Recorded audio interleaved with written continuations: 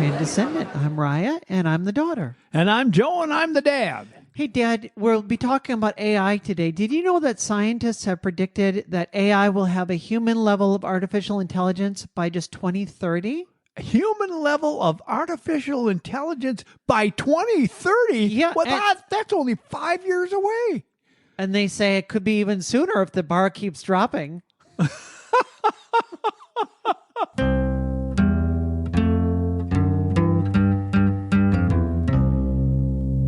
AI is certainly the topic. We're not immune to that.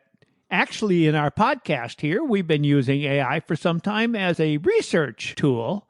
So I asked AI, how could AI possibly change the LGBTQ community?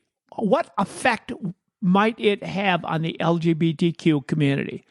And I got all kinds of feedback from them. And I thought that's what we would talk about. It makes sense to me. Now, there was so much that came up that we actually figured we'll make this a two-parter. And next week, we'll talk about how the community itself will be affected by AI. This week, we wanted to just kind of do some ground clearing where we talk about what is AI in the first place and how have we been using it on this podcast.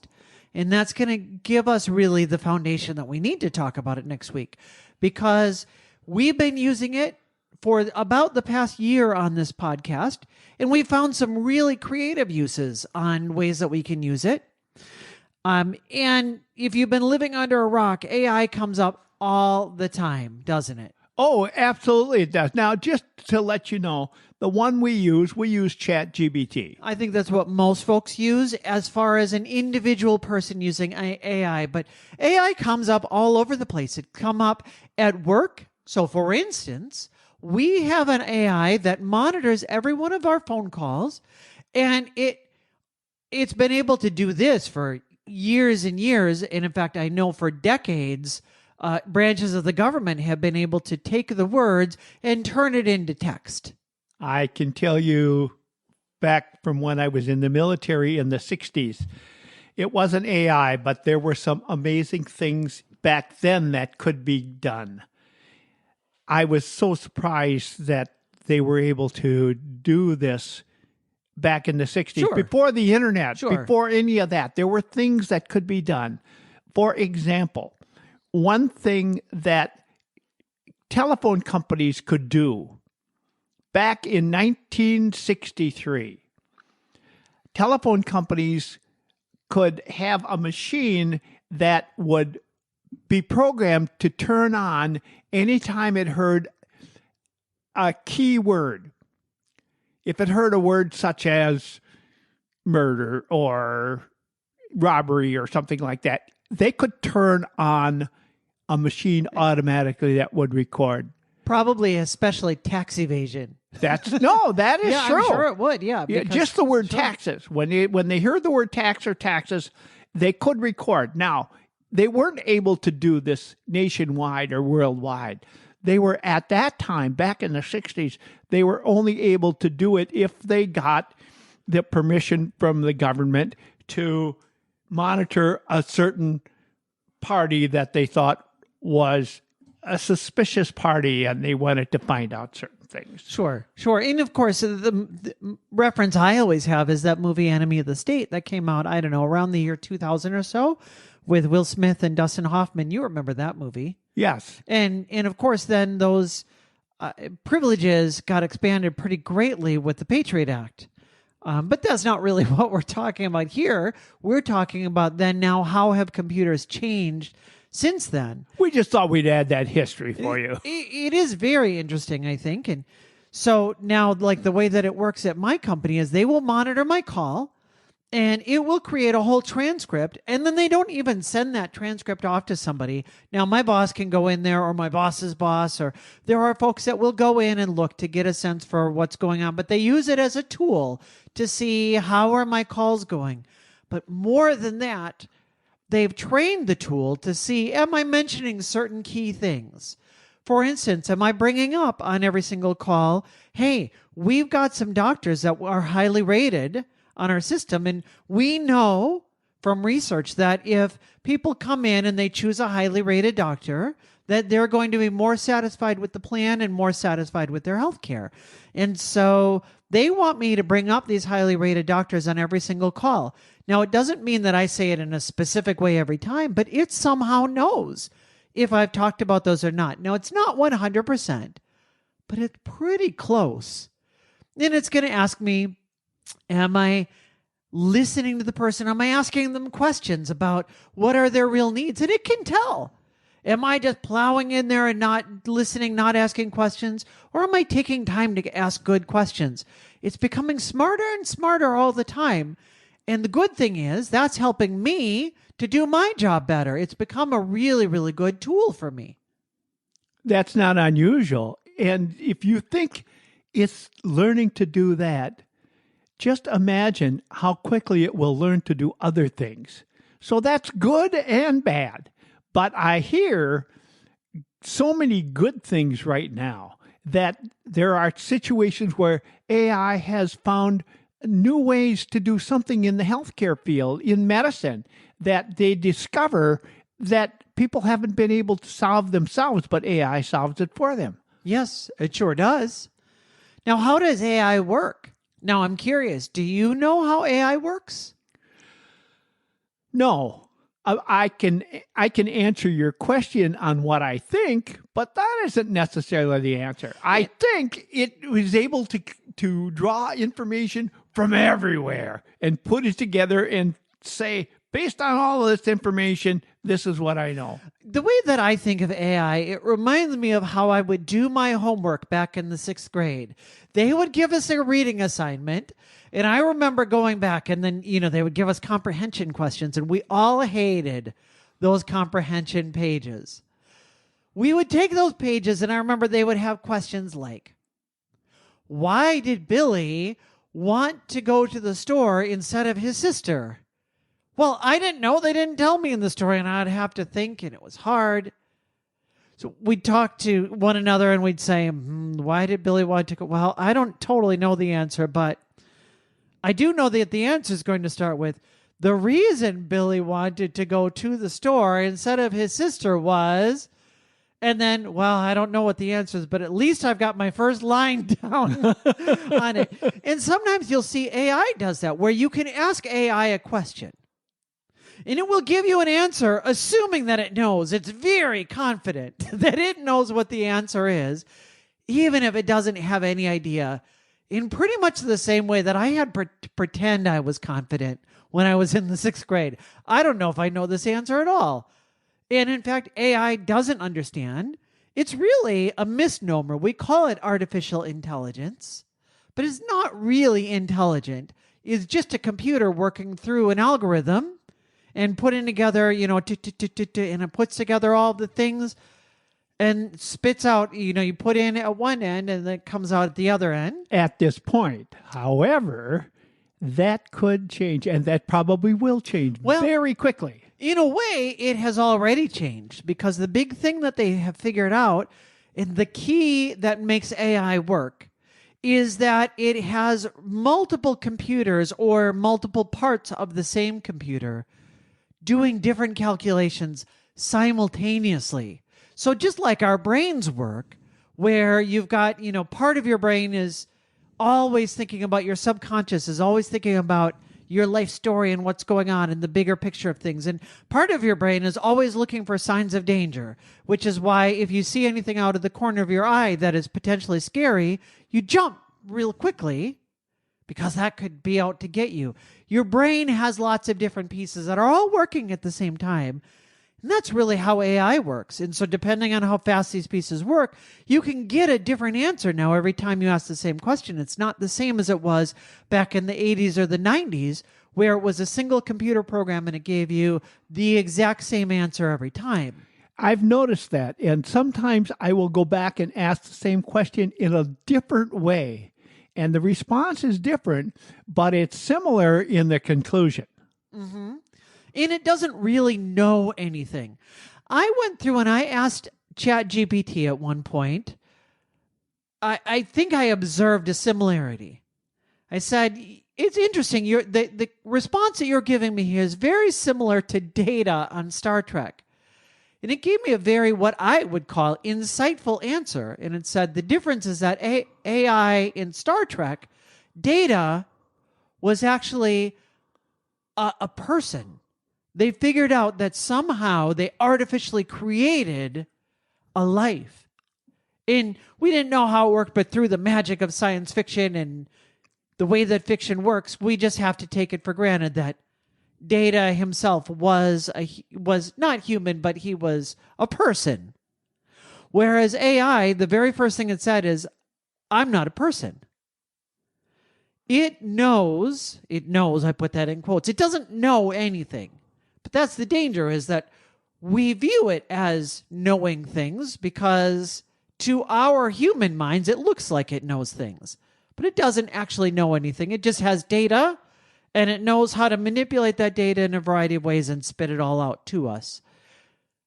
I don't know that that will ever change or could ever change. We're kind of bumping up against the mystery of, well, what is life? We don't really know how life works, but we know there is something magical about it. And that brings us back to one of the things about our podcast, that we believe that relationships matter. That's why relationships matter, is because the relationships in our life are something different than just having a computer, just having an algorithm that spits things out to us. You'll have to add the emotional, what's the word I'm using? Yeah, component. Yeah.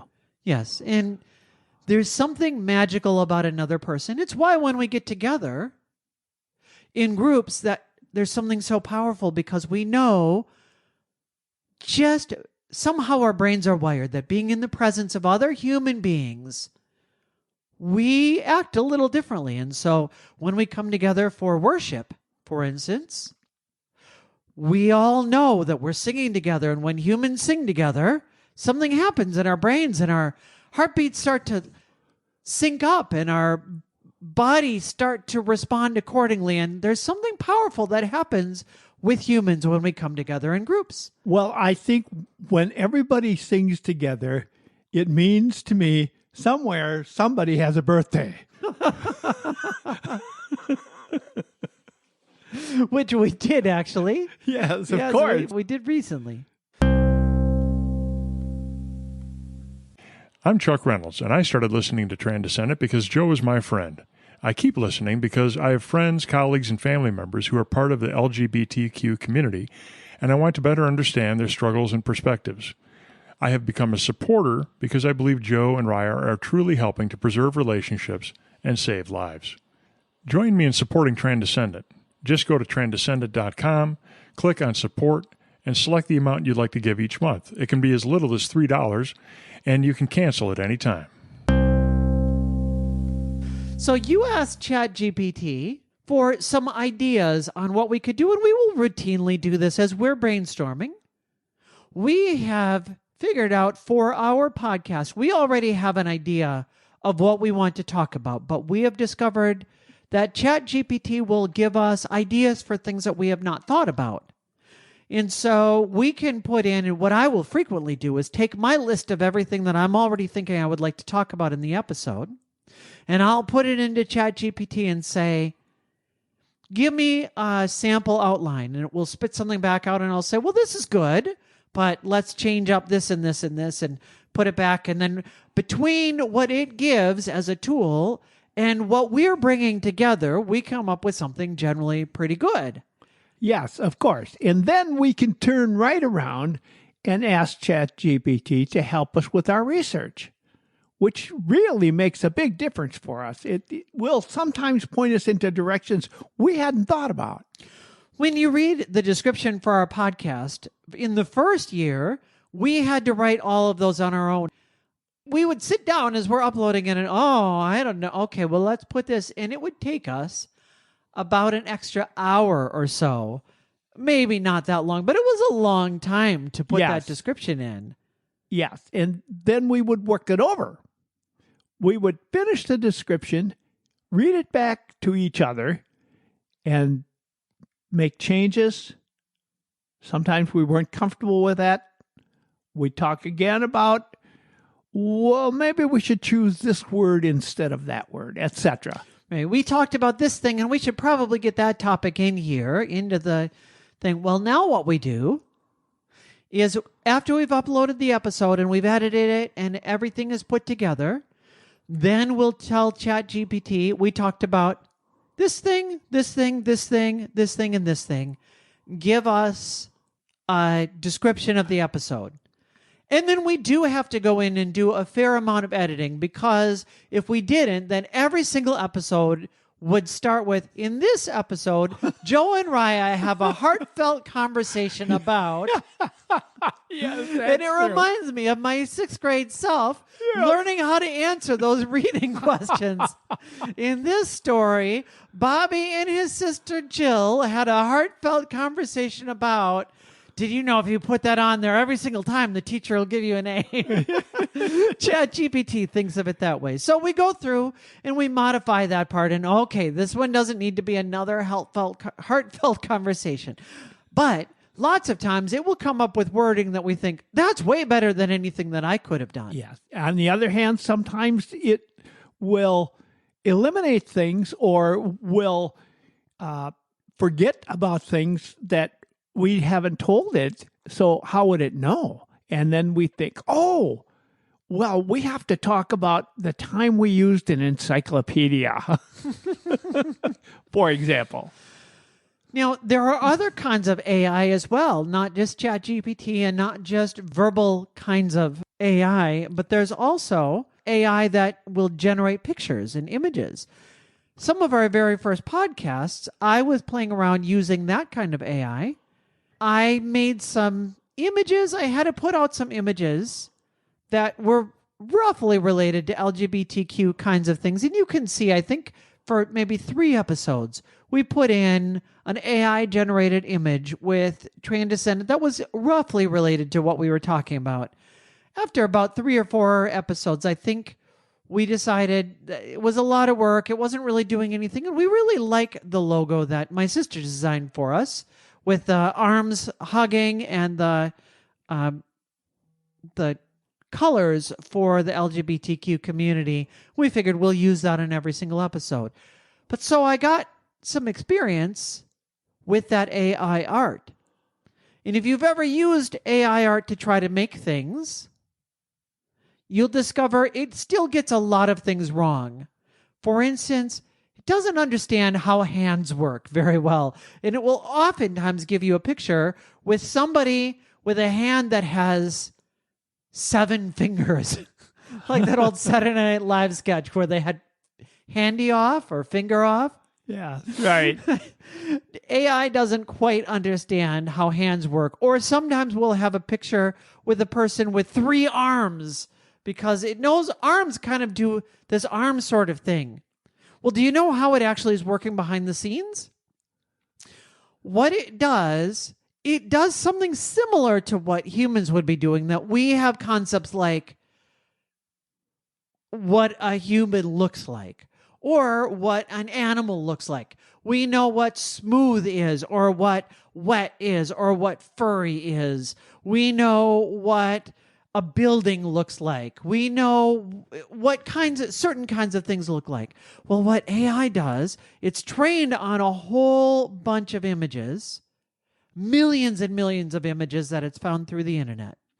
It draws its own conclusions of what those things have in common.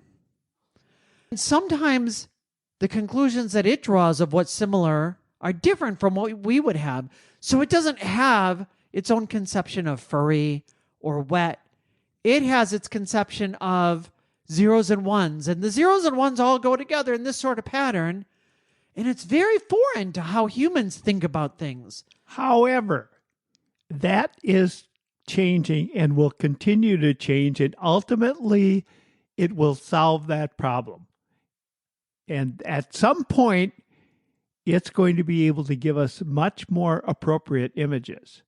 I don't know if it'll ever get to the point of being perfect, but it'll be a lot closer to perfection than we are. Yes, it will get closer and closer and closer as we go on. Now, there are some ethical concerns that people have brought up with all of this. One of them is, where does it get all of its data from? Well, it's getting it from places around the internet, places that you and I can access for free. But what happens if AI takes this information, puts it into its database, and remixes it, and then spits it back out as if it is something new? Well, lots of times you can see places where, if you've ever tried to make an AI image and it puts some strange text in a strange place on the image, it's because it's training on another image where they maybe put the brand logo there, or the artist name was there, or there was a caption that made sense. And AI doesn't know why that was there, or even that those are words. It knows that wordness is there.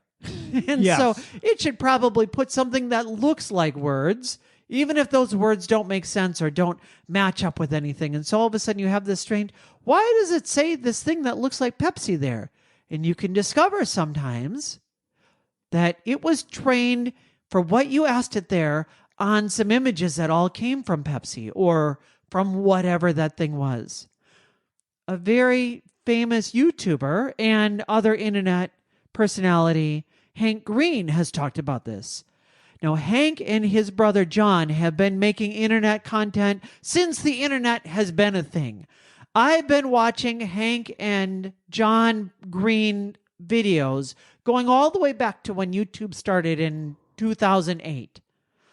They started their podcast very similar to how, or their YouTube channel, similar to how we started our podcast channel. That they said, we're going to get together and just do something once a week. They didn't live in the same place, so they figured one of them would get on and say, good morning, John, it's Monday. And then he would go do his thing. And then on the other half of the week, good morning, Hank, it's Thursday, and this is my response to what you said on Monday. And I forget which one goes on which day. And they've been doing that now for, I don't know how long, 15 years or longer. Hank noticed that because of the bulk of internet content that they have put out, both with that vlog channel, as well as a lot of other things. He does Crash Course, which you see on YouTube. If you're ever trying to learn something, it's a good chance that you've found one of his videos. And he said as he's gone and asked ChatGPT certain questions, ChatGPT will give him answers that have come directly from his own videos.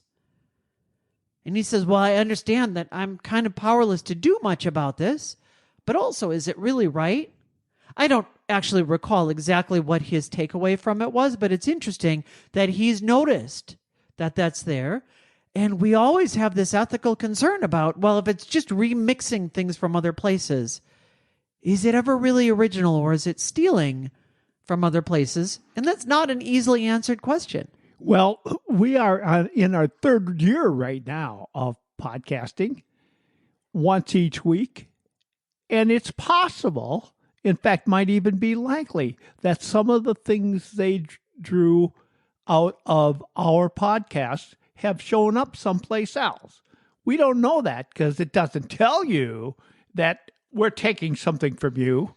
We don't know that. And if somebody's asking, for example, LGBTQ questions, because that happens to be our focus, it is much more likely that some information about LGBTQ in some way or other may have come from our podcast. The same way that somebody who has a gardening podcast may have some information drawn from them, because all of our information is transcribed as well. Mm-hmm. So it's not unusual that it would be out there. Right. Can we stop it? No. Right.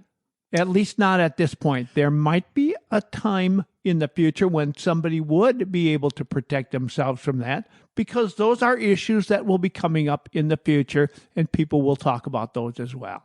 Usually it's a large enough pool that it's drawing from that it remixes well enough that you can't tell. Hank Green is in that interesting perspective that he has done enough content that a large portion of what you find for free on the internet has been created by Kim or his brother or their team. And so he's in that unique position to say, hey, that part actually came from me. For us, we're talking about a topic that, well, the way that we're addressing it is different from how we see really anybody else out there talking about it. But we're remixing a lot of the same content and ideas that other folks are talking about. We're talking about it from our perspective that is unique, but we're saying similar kinds of things to what other people in our community are saying. I can remember, and those of you who are old enough to know this, remember that a show called The Johnny Carson Show. It was their night show. I think it was on an hour and a half every single night, Monday through Friday, for many years. And they had Carl Sagan on that show at one point, and Johnny Carson and Carl Sagan were talking about signals that are being put out right now go on forever. They go out into the universe and could fly out there. They can see information from a TV show in 1950 that's going out there. They can probably see all kinds of interesting information. Prior to that, radio waves that went out and still go out today. So there's all this information.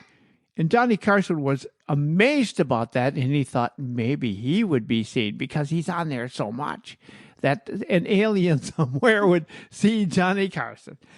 And it's just interesting. That concept was talked about in a show that I watched back in the 70s. Sure. Millions and millions of years from now. Yes. Some alien is going to be there watching. Like Galaxy Quest. You maybe never saw that. The aliens come and they think that Galaxy Quest, which was kind of the movie version of Star Trek, was a real show. So they recreated the ship. Oh. Because they thought it was a documentary. Which leads us to the question, is AI dangerous? Oh, yes. Of course it is. As is just about everything. People will say, for example, you talk about weapons, and people in the military learn that anything can be a weapon.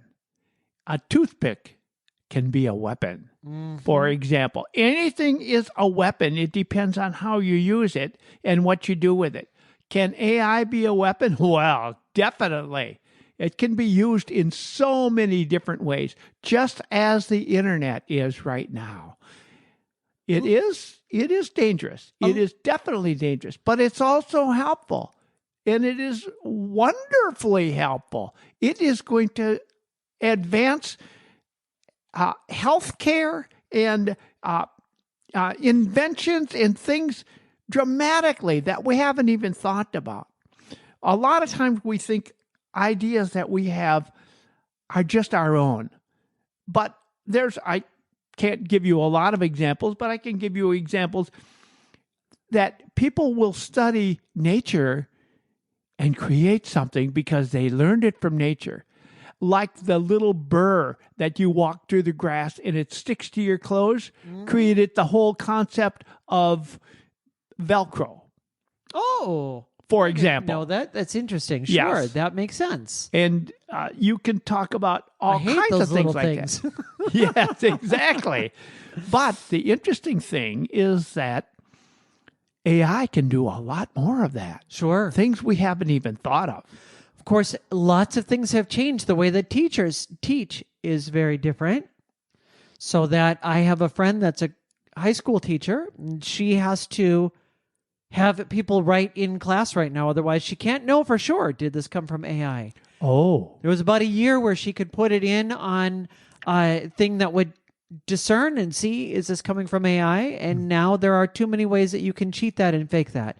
And she had one paper that she said, this kid doesn't know any of this stuff. He does not know this. He generated this with AI. Yeah, almost certainly. There was no way, the level of complexity that it was giving and the kinds of things. But in my day, the teachers used to say, and if you think you're going to get this from an encyclopedia, I know encyclopedia language. That's right. But now AI is much better already. It keeps getting better and it keeps getting better. And every time, the way that it thinks is so alien to how we think, but then we bring it back and we teach it. So, for instance, it learns how to play games, but it doesn't learn the way that we learn by being taught strategies and then reiterating that strategy over and over again. Instead, what it does is it plays millions of random games, and it sees in those millions of games which strategy worked best for that. And then it takes that one, and then it plays millions of games using that. And it goes on from there and there and there and there. And you can see how after millions and millions of games, how it evolves over time. And it changes. But what it comes up with are oftentimes things that we would have never thought about. And it beat the world champion Go player recently this year with a strategy that nobody had ever seen before because it developed it entirely from iteration after iteration after iteration of random things. Years ago, it beat all of the great champions in Jeopardy. It won Jeopardy. It sure did, didn't it? Yes. And so it is getting smarter and smarter. The experts are saying it is not likely that it's going to turn out that we have a Terminator type situation where it becomes the AI against the humans or the Matrix. There were science fiction movies where the computers turn on the humans. Yes. That's not likely to be the case. But what's much more likely to be the case is that it becomes smarter than us in ways that we hadn't predicted. And then we have to pull it back in and we say, oh, we were not ready for that. The big one right now is the way that the algorithms on our social media control the way that we think about the world. They were trained to say, keep people on our website as long as you can, or keep people on our app as long as you can. It said, great, we'll go ahead and do that. Started with pictures of cats. And then it turned to, hey, this political guy that you don't like is a really bad guy. And then it turned to, everybody on the opposing side are really bad people. Yes. And now our entire culture is angry at the people that are not like us, and we're more divided than ever. Why? Because AI did its job, and it did it too well. Which brings it right back to the LGBTQ community.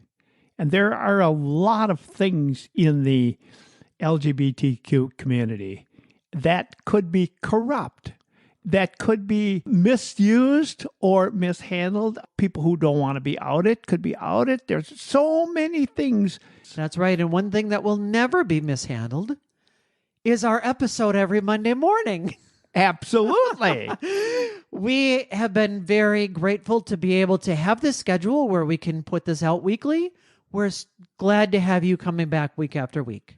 If you've been listening to this podcast on a regular basis and you've heard the people who have been suggesting that you consider supporting our podcast, I would encourage you to do that. We're trying to expand. We know that there are more things that we need to do. We have a mission, and we'd like you to be part of that. And with that, we're going to encourage you by saying, we'll see you Monday.